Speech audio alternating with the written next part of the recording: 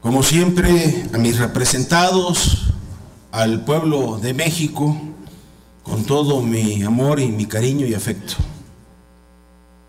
Quiero hacer una mención a lo que comentó de ayer el senador Gracia, que toda mi admiración y respeto para la buena gente y empresarios de Nuevo León. Sin duda, ejemplo a seguir y merecen todo mi reconocimiento y mi afecto. Pero eso es para la gente regia. Y triste es la historia del federalismo en México, que lo que sacan del sur se lo inyectan al norte. Esto hablo de Tabasco, de Campeche, de Veracruz. Entonces, mi más amplio y profundo reconocimiento a la gente regia, con todo respeto y cariño. Asimismo, pues hemos estado dando seguimiento de qué es lo que dicen los medios de comunicación, y quiero también aquí expresarle y dirigirme a ellos y a mis compañeros que vergüenza debería darles a quienes dicen que traemos un discurso de derrota ante la reforma energética impuesta por el PRI-PAN. En la defensa del pueblo y de México no hay espacios para supuestas derrotas. Somos un pueblo que nunca se rinde, no hay lamentos. Hoy informamos al pueblo y actuamos para detener los atropellos y el despojo a la nación. De la lucha por México es venir aquí a pesar de la soberbia, de los oídos sordos y la ceguera de muchos, a detener el despojo a la nación, a evidenciar esos intereses oscuros que motivan el agravio al pueblo, a su historia, al descalabro a la Constitución y al patrimonio del país.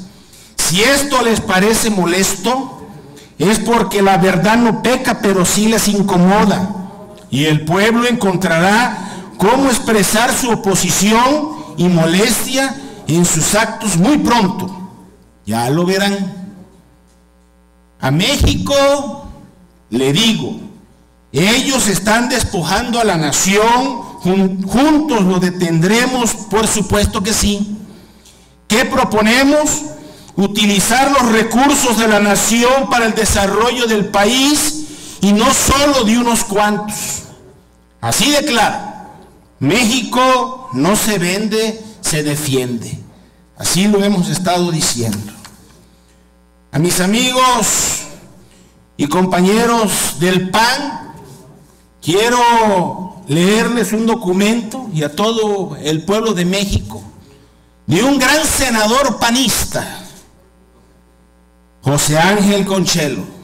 Aquí lo acaba de decir el presidente de la comisión del PAN, que pues ustedes saben, y si no se los recuerdo porque a veces la historia se olvida muy rápido, que murió el 4 de agosto de 1998, cuando era senador de la República por el Partido Acción Nacional en la 56 legislatura, y dio la casualidad que se le fue encima un tráiler en la autopista México-Querétaro y murió. Da la casualidad que lo mismo le pasó, señores panistas, a Jesús Cloutier del Rincón, que iba incluso con un diputado del PAN, que también murió, Javier Carvalho Manrique. Y en 1989, que recordar el 1 de octubre, cuando dicen que 2 tráilers lo apachurraron. Así da la casualidad. Espero que a mí no me vaya a atropellar un tráiler, o no se me vaya a tirar una góndola a mi carro en la carretera, ¿verdad? Porque ya saben ustedes quiénes fueron. Así de claro. Decía José Ángel, señores del PAN, ¿de quién es el petróleo mexicano? Fue hace 60 años, voy a leer textual un discurso de él. ante la insolencia de las compañías petroleras de no aceptar el laudo de la Suprema Corte de Justicia de la Nación en el conflicto laboral, el gobierno de Lázaro Cárdenas decretó la expropiación de los bienes de las empresas petroleras.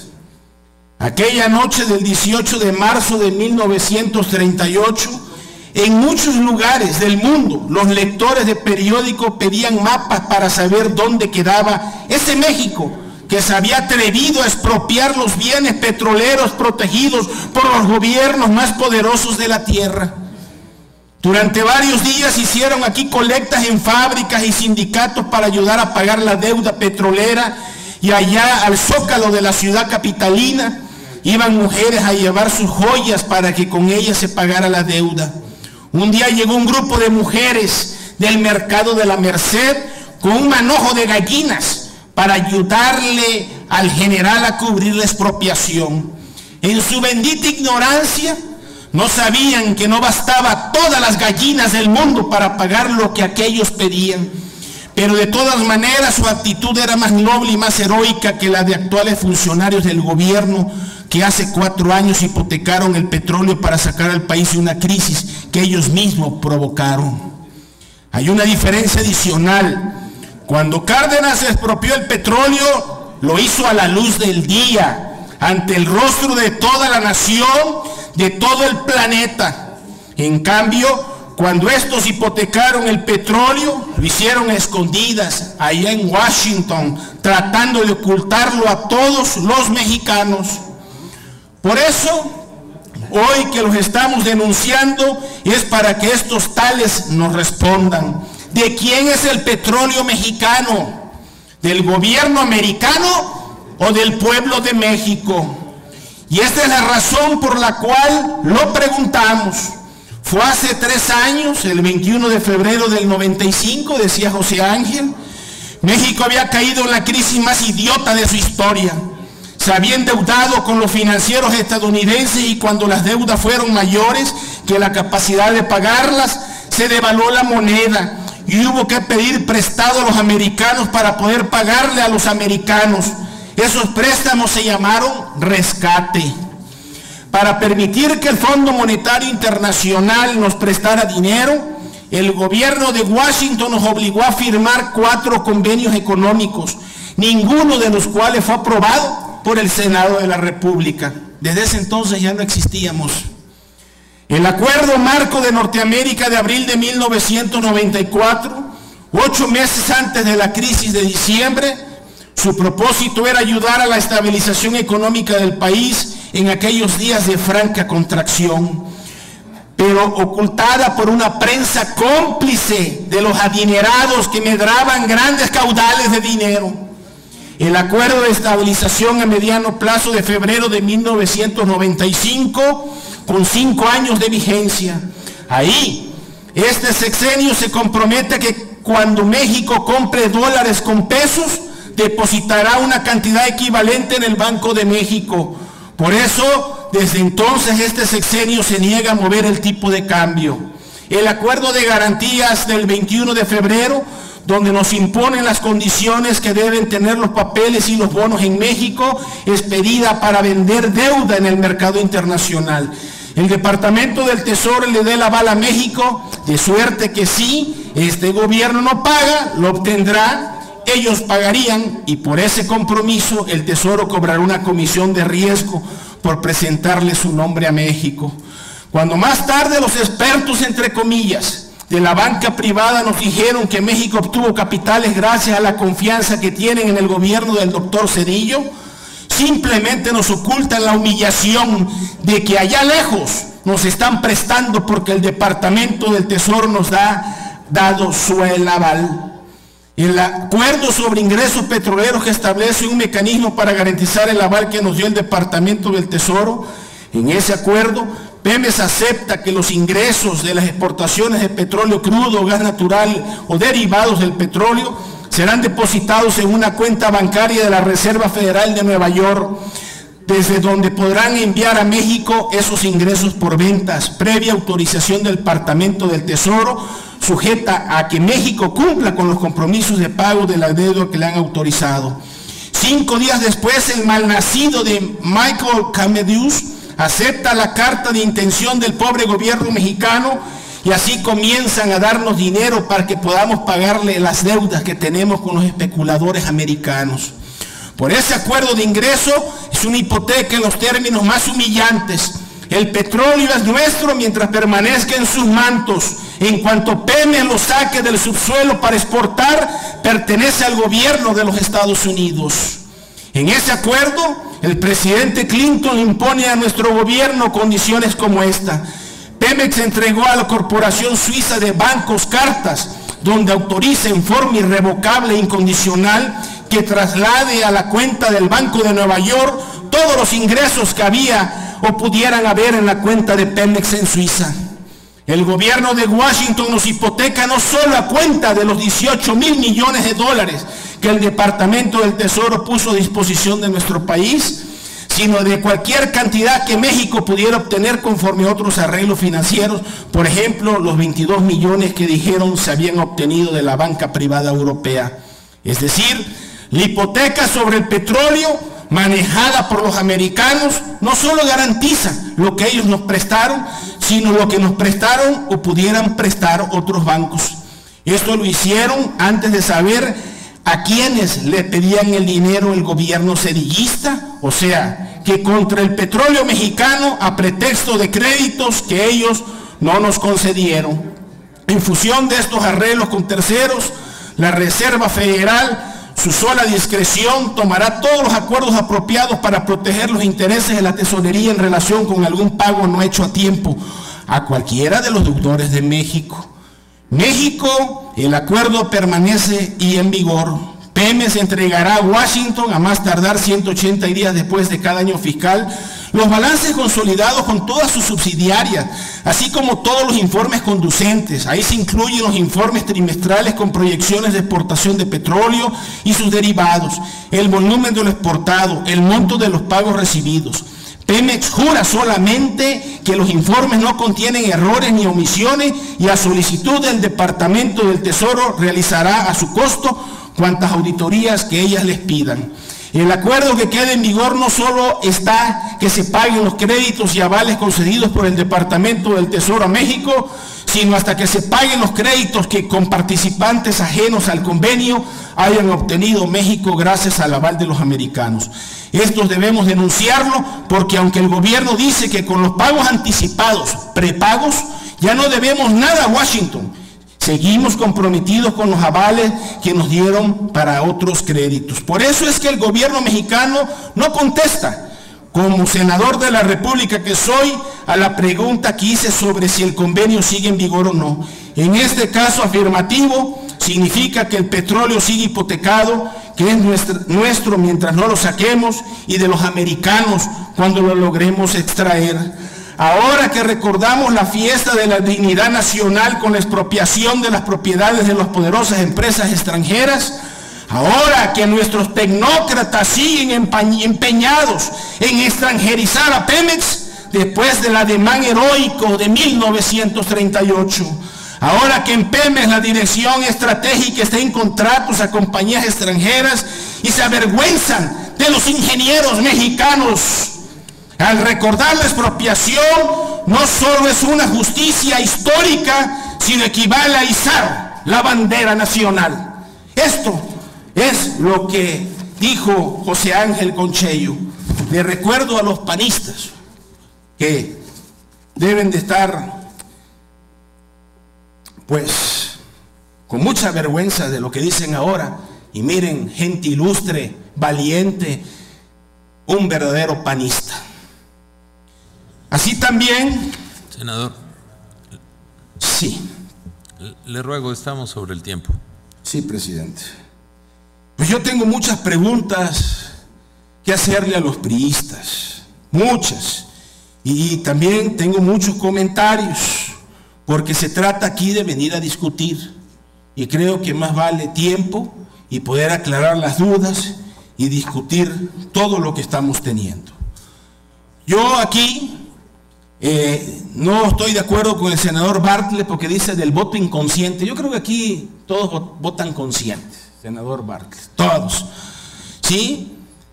Y quiero comentar que qué cosa quieren, qué queremos aquí en el Senado. ¿Quieren un Pemex autor y actor dominante como Statoil en Noruega o Petrobras en Brasil? ¿O lo conciben solo como un jugador más, ahora que hablamos de béisbol o de fútbol? De eso depende la coherencia de la iniciativa, compañeros senadores. ¿Qué queremos en un Pemex? Y si ponen ejemplos en Noruega o lo ponen en Brasil, pues eso es lo que han hecho ellos y no lo que pretenden hacer aquí.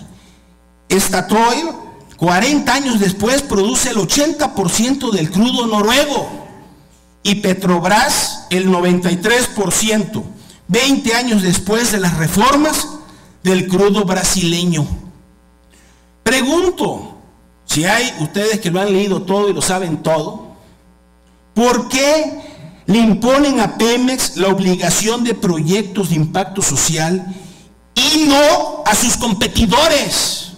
Senador Vega, usted que lo ha estudiado, si me puede contestar, prosigo.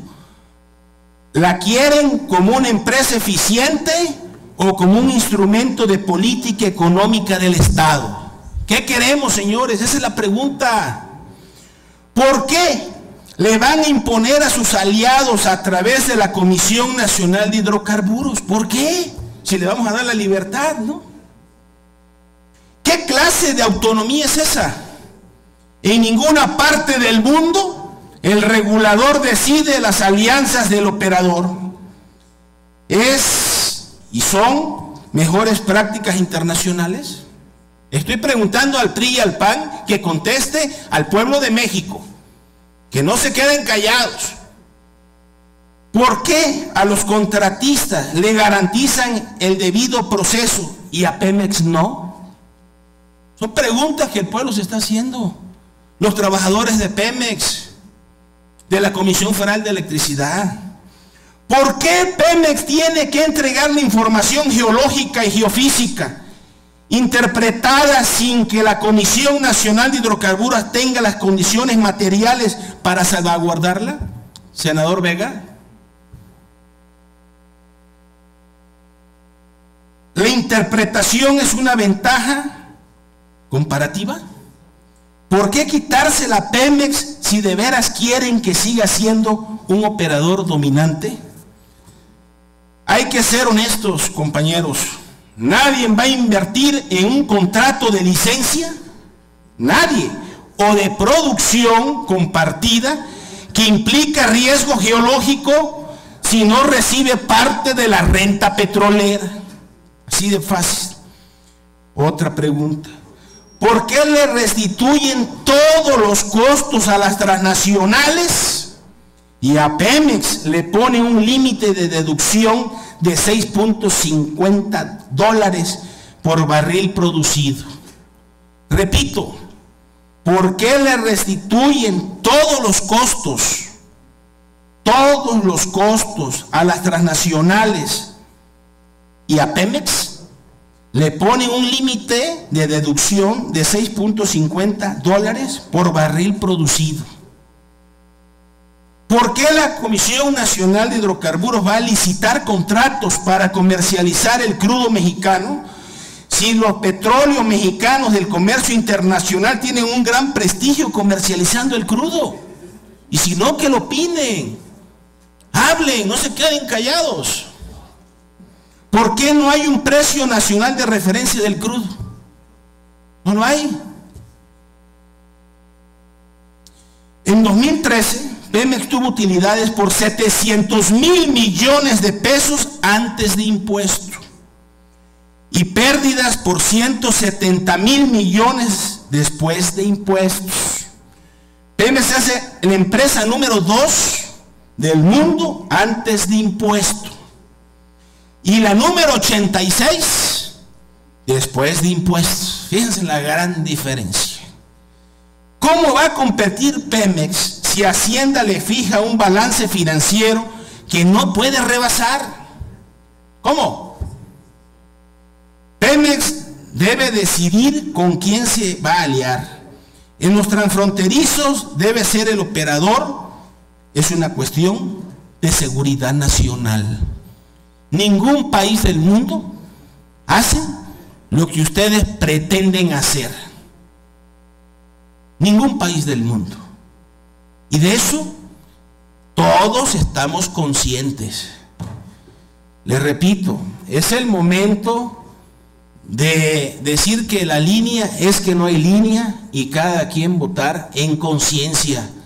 Que no le pongan tapaboca a los legisladores mexicanos. El agravio es muy grande para el país. Les recuerdo que debemos de ser patriotas. Primero es México y después también. Y no el tener cuentas en Suiza, en Estados Unidos, en tener residencias o autos deportivos de lujo o mucho dinero en la bolsa. Eso, cuando se mueran, nada más se van a llevar la ropa que le pongan encima. No se van a llevar nada al panteón, hombre. Y una caja de cartón corrugado o un estuche de madera, lo que quieran. Pero no, nada de esto nos lo vamos a llevar. Y la vida, decía Borges, es un instante. Lo que ustedes creen que les va a durar toda la vida, no. La vida es un instante. Y así como lo estamos viendo y haciendo ahora, créanme que lo que está sucediendo en nuestro país, que estamos perdiendo seguridad nacional, soberanía, recursos energéticos, cuando es algo fundamental. En diciembre se los dije y les di a varios de ustedes un documento donde consta que la reforma que ustedes aprobaron en el mes de diciembre fue elaborada en el Senado de los Estados Unidos en el 2012, en diciembre del 2012, cuando estaban muy preocupados los Estados Unidos de su seguridad energética e incluían el petróleo mexicano como lo han venido haciendo durante muchos años, como dice José Ángel. Senador. Dicen... Senador. Sí, presidente. Le ruego el tiempo, por favor. Sí, cómo no. Dice la declaración de principios del PRI, un México compartido. Así dice. Pero no está claro, o ya es un mensaje subliminal. Un México compartido, mejor deben de decir un México vendido con los gringos, entregado, sin ningún pudor. ¿Y qué va a ser de nuestra cultura, de nuestra educación? También la vamos a entregar. También vamos a entregar las ruinas mayas de Tenochtitlan, que ya hay un Walmart.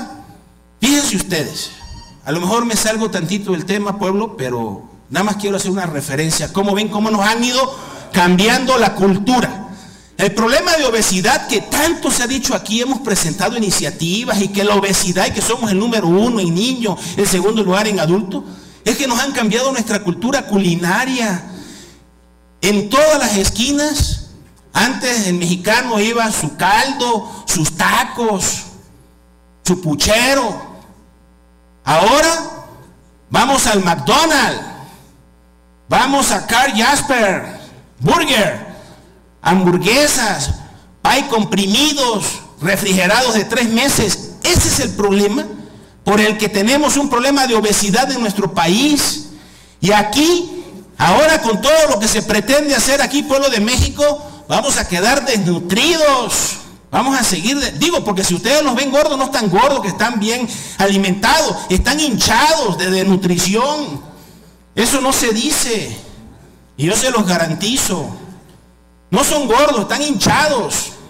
Entonces, aquí, con todo lo que está pretendiendo en nuestro país, en México, nos van a dejar en la calle desnudos. Si nos va bien, con un barril.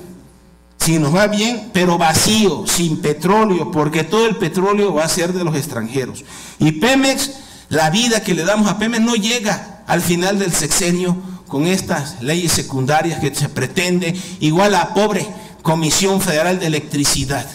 Lo que duele, y duele en el alma, es ver que un Congreso y un Senado de la República esté en contra de su país, en contra del pueblo que los eligió, que estén en contra de su cultura y su educación y que anden de mandilones de los gringos. Eso es lo que duele. Entonces, A mí me gustaría mucho que participaran aquí los legisladores del norte, porque lo he dicho varias veces y lo reitero, no hay agua en el norte para beber, ni para bañarse, ni para lo menos indispensable, y aquí pues se viene a proponer de que se gasten miles de millones de litros de agua para ver si es que hay suerte y sacamos gas y petróleo. Miren, nada más le quiero narrar algo. Yo vengo del estado de Tabasco con mucho orgullo. Tabasco tiene 17 municipios, de los cuales 14 son petroleros.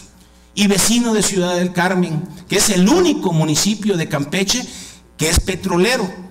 Campeche no tiene ni un pozo en tierra, todos son en el litoral mexicano. Y qué bueno que se les considere como de los campechanos, porque se lo merecen, con mucho orgullo y cariño.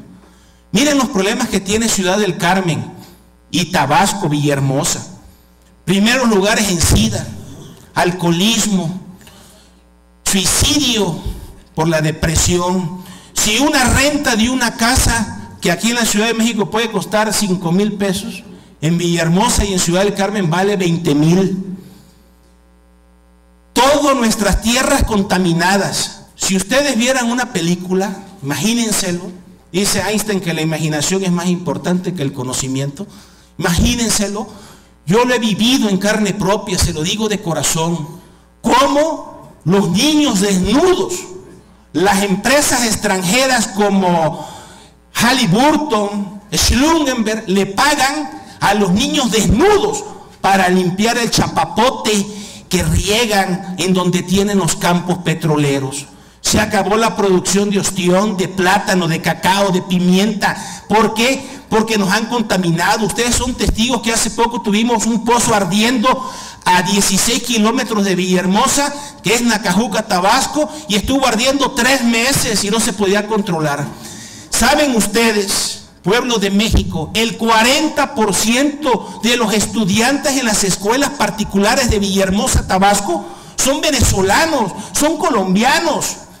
Y si ustedes ven la plantilla de trabajadores en Pemex, el que limpia el excusado, el que barre el piso, es tabasqueño, es mexicano, ¿sí? Y los que tienen grandes puestos, que están en el aire acondicionado, son los extranjeros.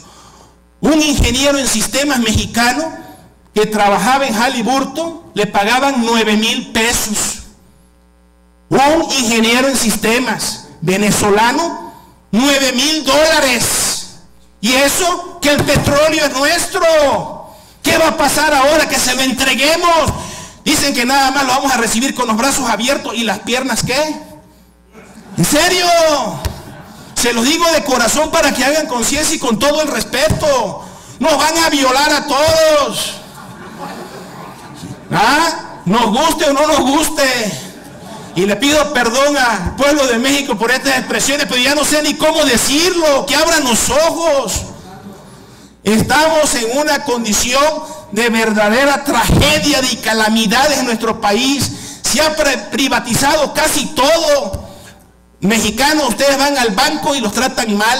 Pagamos los intereses más caros de las tarjetas de crédito.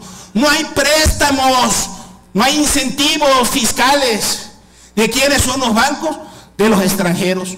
Ya lo dijo Citigroup y ya lo dijo BBVA, que gracias a México sobrevivieron en la crisis de lo que cobran aquí y se lo llevan. Así estamos con los ferrocarriles. No hay ningún ferrocarril de pasajeros. Y desde la época de don Porfirio Díaz no se ha hecho ni un metro de vía. Señores, ¿no se dan cuenta que hemos entregado todos los extranjeros y no tenemos nada los mexicanos? Y lo poco que nos queda, que significa mucho para nuestro país, porque de ahí vivimos y hemos vivido, ahora lo van a entregar a los extranjeros. Que no hay ningún mexicano honrado que tenga capacidad de llevar a cabo una buena dirección en Pemex. Ya tuvieron la oportunidad del PAN y el PRI durante muchos años y no supieron, no pudieron o fueron antipatriotas. ¿Qué decirlo? Yo estoy aquí a sabiendas de que en este Senado y en el Congreso no se van a lograr los votos, no va a haber conciencia, porque le entra por un oído y le sale por el otro. Aquí es un diálogo de sordos y ciegos. Sin embargo, estoy aquí porque me dirijo al pueblo de México. Quiero que me escuchen. Se los digo con todo respeto y con mucha pasión. Quiero que entiendan de qué se trata lo que está pasando aquí, de lo que está haciendo el gobierno de México. Eso es lo que quiero. Y si me atropella un tráiler, ahí me llevan una flor. Ahí se los encargo. Ojalá y mis palabras hayan servido de algo. A veces dizque en broma, pero son muy ciertas.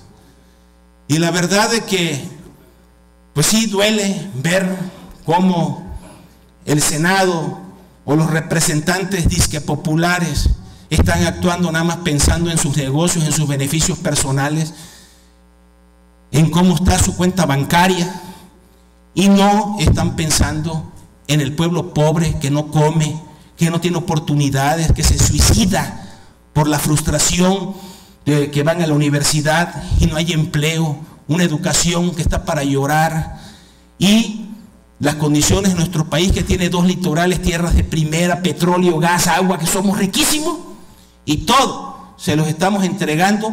Dice que no tenemos la capacidad los mexicanos de manejar estas cosas.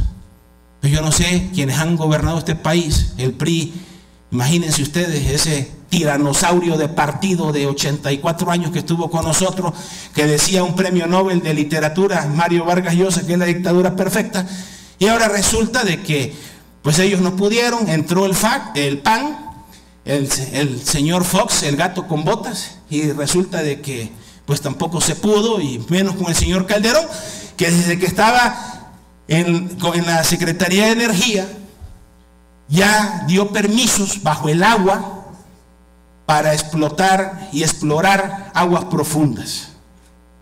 Ese es el asunto. Y luego vienen aquí a quererse enrollar en la bandera. Senador Mayans. Y resulta de que Mayans, nos sale el tiro Senador por la Mayans, culata. Senador Mayans. Sí, presidente. Lleva usted 31 minutos en el uso de la tribuna. Por favor, concluya su participación. Y usted va a estar, presidente, con todo respeto, 10 años o 20 o lo que le resta de su vida en el muro de la ignominia por vender al país. Muchas gracias por su atención. Pueblo de México, muchos ojos, esto no está perdido. Con el pueblo todo, sin el pueblo nada. Que les quede claro.